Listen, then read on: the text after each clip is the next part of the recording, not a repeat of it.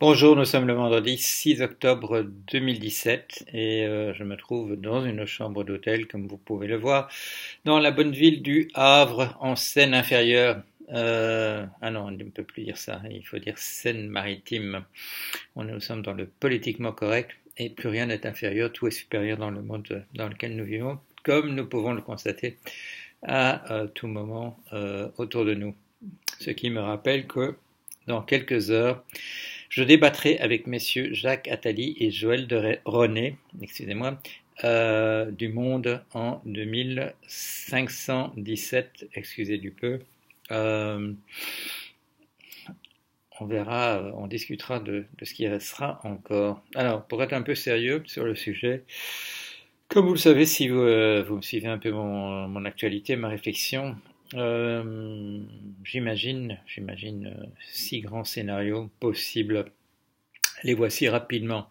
Alors dans le super pessimiste, soit l'extinction pure et simple, hypothèse que j'ai envisagée dans le bouquin qui s'appelle Le dernier qui s'en va éteindre la lumière, hypothèse dont je parle assez souvent ces jours-ci, hypothèse de type Elysium si vous allez au cinéma, c'est-à-dire une humanité à deux vitesses, la partie riche étant tentée par l'exterminisme, c'est-à-dire la suppression comme gêneur de la partie qui ne sert plus à rien, constituée de ce qu'on appelle de ce que M. Karl Marx appelait le prolétariat, et qu'on appelle le salariat maintenant, et qui concerne toutes les personnes dont les revenus sont essentiellement constitués du fait qu'on les paye pour le travail qu'ils font, ils ou elles.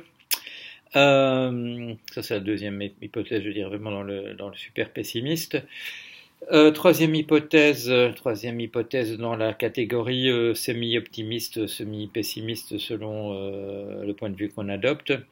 La solution post-humaine, c'est-à-dire que notre génie technologique nous permette de construire des machines qui vont nous survivre, qui seront nos successeurs, mais que nous serons incapables de conserver notre planète pour nous-mêmes et que nous disparaîtrons en tant qu'espèce. Autre scénario quelque peu apparenté, le scénario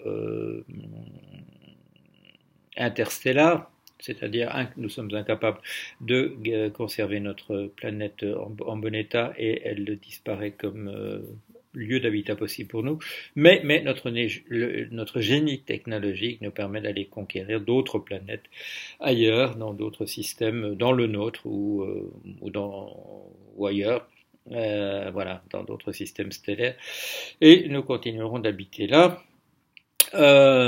Autre solution possible, la solution transhumaine. Nous vivons dans un environnement de plus en plus dégradé, mais nous utilisons les perfectionnements de la médecine pour nous adapter à cela.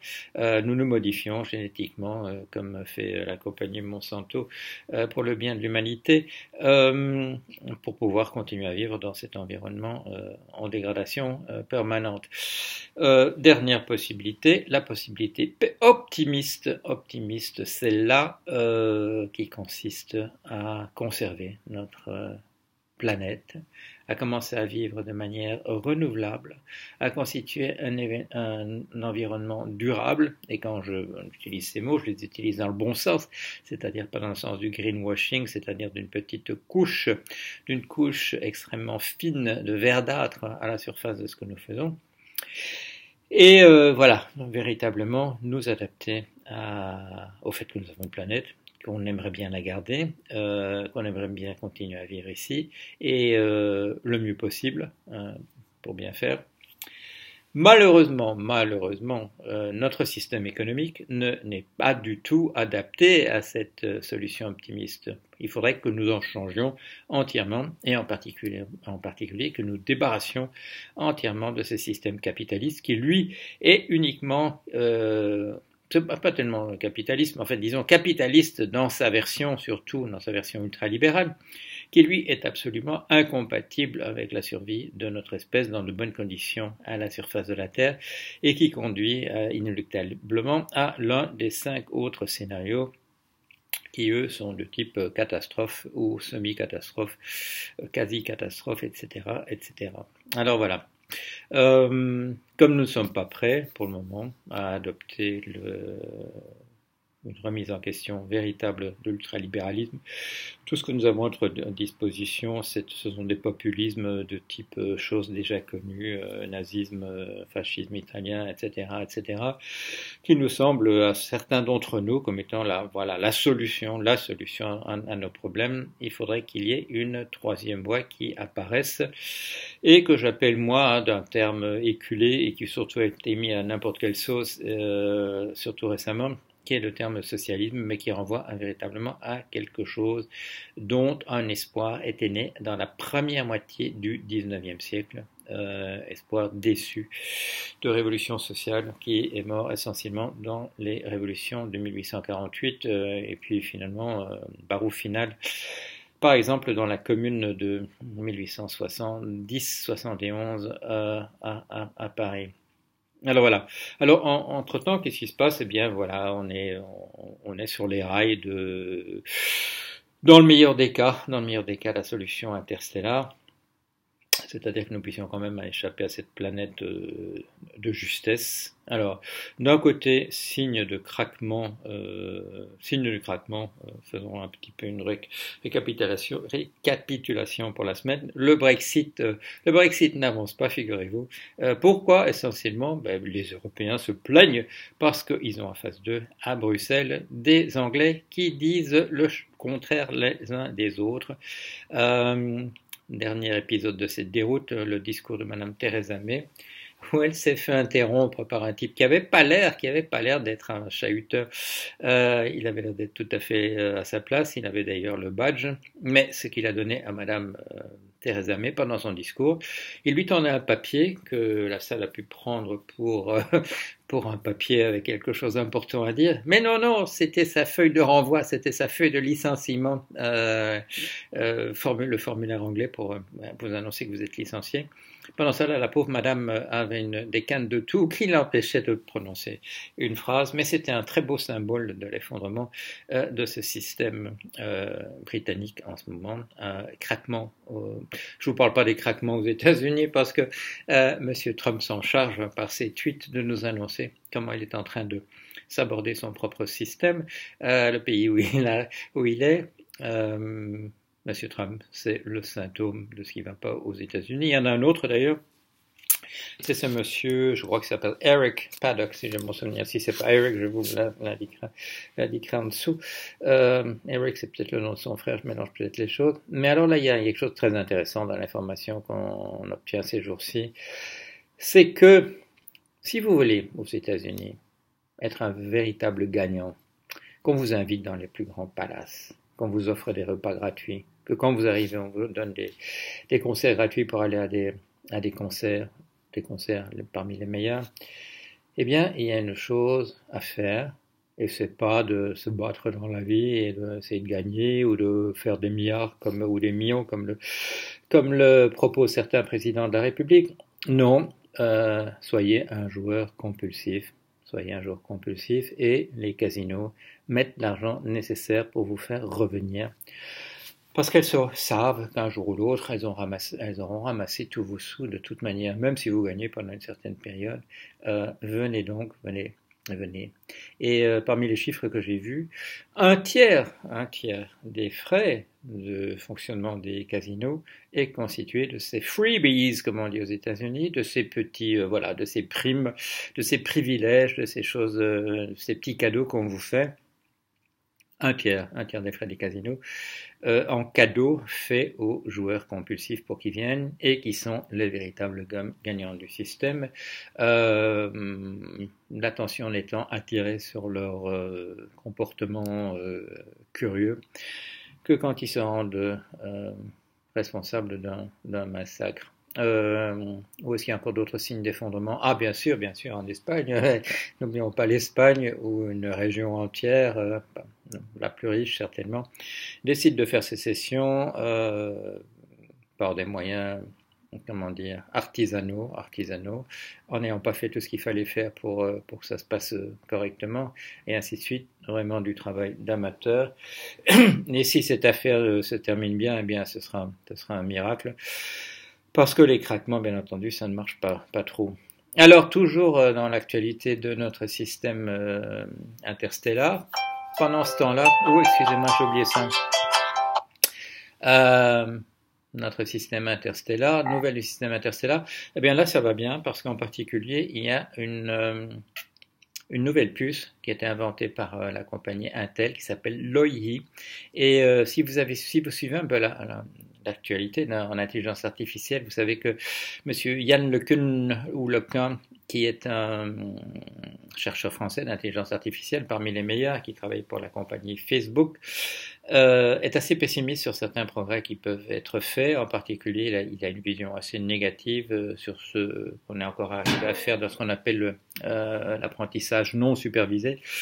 Eh bien, bonne nouvelle de ce côté-là, la compagnie Intel a mis au point une puce qui va apprendre d'elle-même. Elle mime le comportement d'un système nerveux de type humain. Elle va intégrer l'ensemble de l'information qui lui vient de l'extérieur pour apprendre, pour devenir plus intelligente.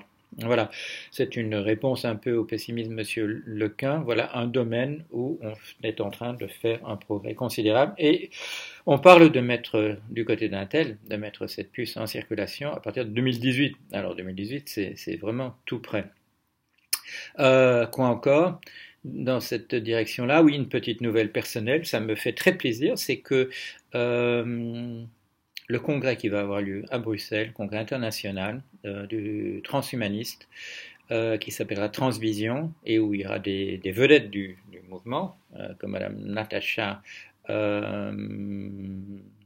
j'oublie la première partie de son nom, mais la seconde c'est More, parce qu'elle a été ou elle est l'épouse de Monsieur Max More, qui est bien entendu une personnalité considérable dans le mouvement.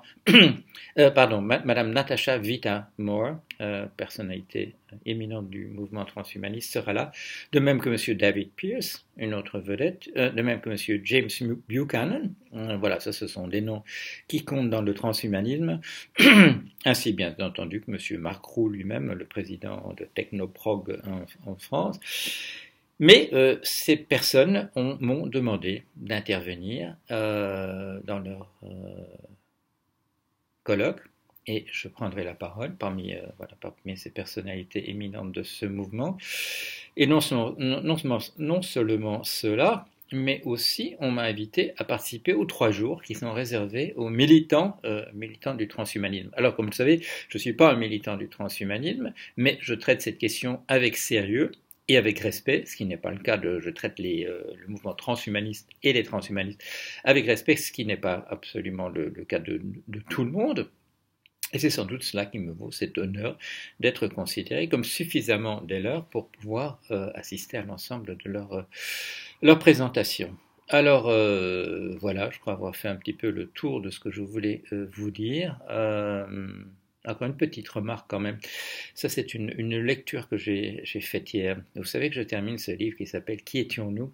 et où j'essaye de rassembler tous les éléments qui nous permettraient d'avoir une boîte à outils la meilleure possible pour essayer d'aller vers la solution optimiste, c'est-à-dire la solution d'une espèce qui continue à vivre sur sa planète dans un cadre qui lui soit favorable. Je m'étais convaincu, dans ce livre, qui était vraiment en état d'achèvement, qu'il y avait une objection majeure au fait de prétendre, d'affirmer que la Chine est le seul pays en ce moment, la seule culture qui soit véritablement armée pour pouvoir assurer la survie de l'humanité. Il me semblait que même là, il manquait quelque chose. Et alors, hier, et là c'est intéressant sur le fonctionnement de l'inconscient, de l'intuition, j'avais pris un livre dans le train qui me conduisait de Vannes à Paris, puis de Paris au Havre, et je me le reprochais un petit peu, parce que ça me paraissait un livre parlant de choses vraiment frivoles par rapport à mon projet de terminer ce livre. Je me disais, pourquoi est-ce que tu vas t'amuser à lire ça, alors que tu devrais te concentrer à terminer ton écriture? C'est quelque chose qui n'a pas grand rapport, pour autant qu'elle n'en ait aucun, avec ce que tu essayes de faire. Et alors là, à ma surprise, à la surprise de ma conscience, peut-être pas de mon inconscient, dans ce chapitre que je lis de ce livre, il y a l'élément qui prouve qu'en Chine, il y a, depuis le IIIe siècle avant Jésus-Christ, dans la pensée, cet élément, cet ingrédient, donc je considérais qu'il manquait pour pouvoir avoir du côté de la Chine une boîte à outils de très bonne qualité dans la tentative de survivre à la surface de notre planète. Parce que vous le savez, si ces signes de craquement apparaissent chez nous, il n'y a pas de signe de craquement équivalent en Chine. Au contraire, la Chine semble être sur une bonne voie par rapport au projet de survie, même si nous avons, nous, Européens, à partir des valeurs de notre culture qui sont sans doute justifiées d'une certaine manière ou d'une grande manière, des éléments à reprocher à la manière dont les choses se passent en Chine, en particulier les progrès de l'hypersurveillance qui sont assez inquiétant du point de vue de ce que nous considérons comme les libertés individuelles. Mais, ceci dit, par rapport à la possibilité de remettre en question le capitalisme et surtout dans sa version ultralibérale, la Chine est beaucoup mieux équipée que nous, puisque nous, quand nous cherchons des alternatives, nous ne trouvons qu'un populisme débridé, plus ou moins délirant, plus ou moins fondé, comme le nazisme par exemple, à son époque, sur une construction théorique plus ou moins fantaisiste, fondée surtout sur des visions mythologiques, complotistes et autres, etc., etc. Alors voilà, le travail de l'inconscient, le travail de l'intuition me fait tomber sur cette chose qui me prouve que non, la Chine dispose dans sa boîte à outils. Et là, j'insiste, pas de manière non conflictuelle, parce qu'il faudrait par exemple synthétiser certains éléments d'une grande opposition classique en Chine entre confucianisme et taoïsme. Il faudrait concilier certains éléments venant de ces deux horizons, qui peuvent parfois être extrêmement conflictuels, dire des choses qui apparaissent comme le contraire l'un de l'autre, les mettre ensemble. Alors voilà, je vais faire ça. Avant de terminer le livre, je vais faire ça. Au moins, je vais reprendre cet élément, dont je ne vous dis pas ce que c'est. Je vais l'ajouter, et pour montrer que, voilà, à mon objection jusqu'ici que la Chine elle-même n'était pas entièrement équipée, cette objection est tombée, ça existe là, dans la pensée de Chuang-Tzu au IIIe siècle avant Jésus-Christ, l'élément qui manquait, le missing link, voilà. Je vous en parle plus tard, bien entendu. Je vous tiens au courant. À la semaine prochaine. Voilà, au revoir. Ça y est.